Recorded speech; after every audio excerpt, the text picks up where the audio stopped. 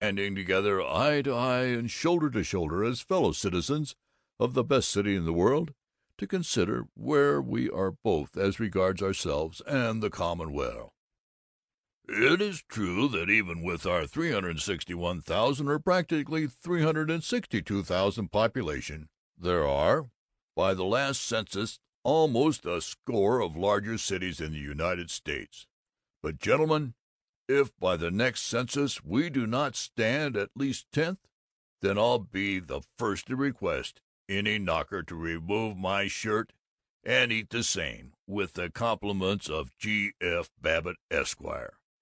It may be true that New York, Chicago, and Philadelphia will continue to keep ahead of us in size, but aside from these three cities, which are notoriously so overgrown that no decent white man, nobody who loves his wife and kiddies and God's good out of doors and likes to shake the hand of his neighbors in greeting, would want to live in them.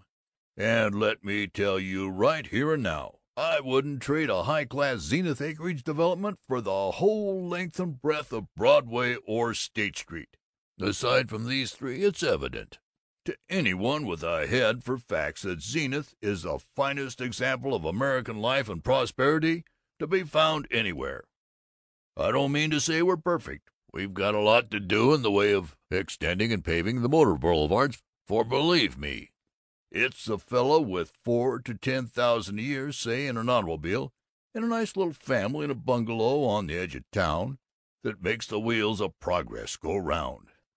That's the type of fellow that's ruling America today. In fact, it's the ideal type to which the entire world must tend, if there's to be a decent, well-balanced, Christian go-ahead future for this little old planet. Once in a while I just naturally sit back and size up this solid American citizen with a whale of a lot of satisfaction. Our ideal citizen, I picture him first and foremost as being busier than a bird dog, not wasting a lot of time in daydreaming or going to society teas or kicking about things that are none of his business, but putting the zip into some store or profession or art. At night he lights up a good cigar and climbs into a little old bus and maybe cusses the carburetor and shoots out home. He mows the lawn or sneaks in some practice putting, and then he's ready for dinner. After dinner he tells the kiddies a story, or takes the family to the movies, or plays a few fists of bridge, or reads the evening paper, and a chapter or two of some good lively Western novel, if he has a taste for literature. And maybe the folks next door drop in, and they sit and visit about their friends and the topics of the day. Then he goes happily to bed, his conscience clear, having contributed his mite to the prosperity of the city and to his own bank account. In politics and religion, this sane citizen is the canniest man on earth, and in the arts he invariably has the natural taste which makes him pick out the best, every time. In no country in the world will you find so many reproductions of the old masters and the well-known paintings on parlor walls as in these United States.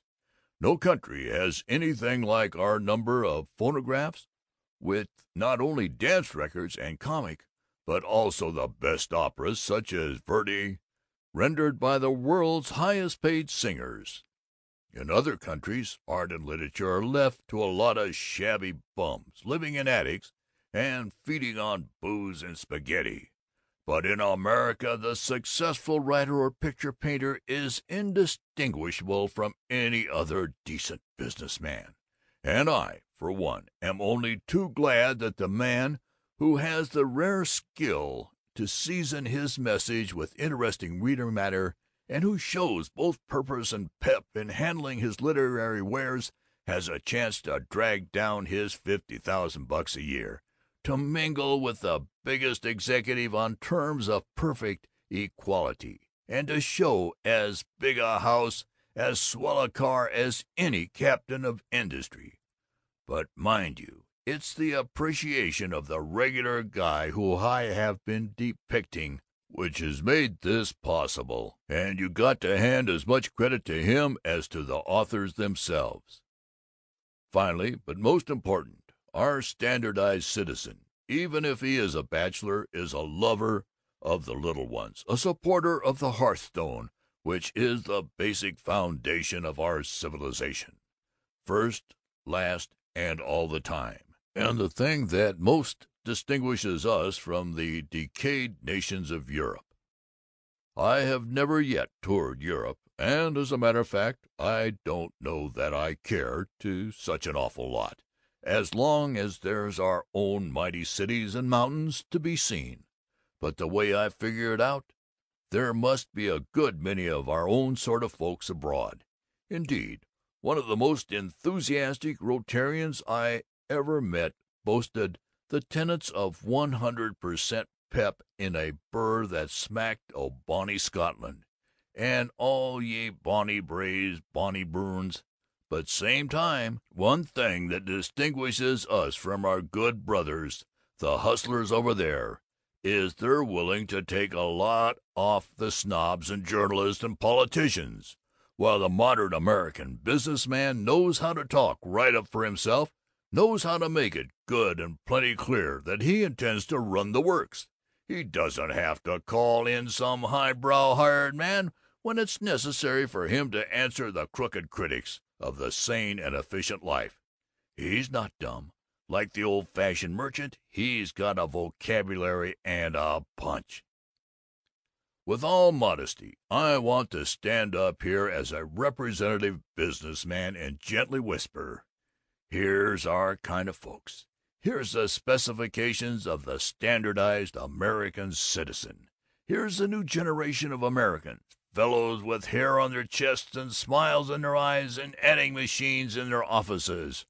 We're not doing any boasting, but we like ourselves first rate, and if you don't like us, look out. Better get under cover before the cyclone hits town. So, in my clumsy way, I have tried to sketch the real He-Man, the fellow with zip and bang, and because Zenith has so large a proportion of such men that it's most stable, the greatest of our cities. New York also has its thousands of real folks, but New York is cursed with unnumbered foreigners. So are Chicago and San Francisco. Oh, we have a golden roster of cities, Detroit and Cleveland, with their renowned factories, Cincinnati with its great machine tool and soap products, Pittsburgh and Birmingham with their steel, Kansas City and Minneapolis and Omaha that open their bountiful gates on the bosom of the ocean-like wheatlands, and countless other magnificent sister cities, for by the last census there were no less than 68 glorious American burgs with a population of over 100,000. And all these cities stand together for power and purity, and against foreign ideas and communism. Atlanta with Hartford, Rochester with Denver, Milwaukee with Indianapolis, Los Angeles with Scranton, Portland, Maine, and Portland, Oregon. A good live wire from Baltimore or Seattle or Duluth, the twin brother of every like fellow booster from Buffalo or Akron, Fort Worth, or Okaloosa. But it's here in Zenith, the home for manly men and womanly women and bright kids, that you find the largest proportion of these regular guys, and that's what sets it in a class by itself. That's why Zenith will be remembered in history as having set the pace for a civilization that shall endure when the old-time killing ways are gone forever, and the day of earnest efficient endeavor shall have dawned all round the world. Sometime I hope folks will quit handling all the credit to a lot of moth-eaten, mildewed, out-of-date old European dumps, and give their proper credit to the famous Zenith spirit, that clean, fighting determination to win. Success that has made our little old Zip City celebrated in every land and clime, wherever condensed milk and pasteboard cartons are known. Believe me, the world has fallen too long for these worn-out countries that aren't producing anything but bootblacks and scenery and booze, that haven't got one bathroom per 100 people, and then don't know a loose-leaf ledger from a slipcover. And it's just about time for some Zenithite to get his back up and holler for a showdown. I'll tell you, Zena.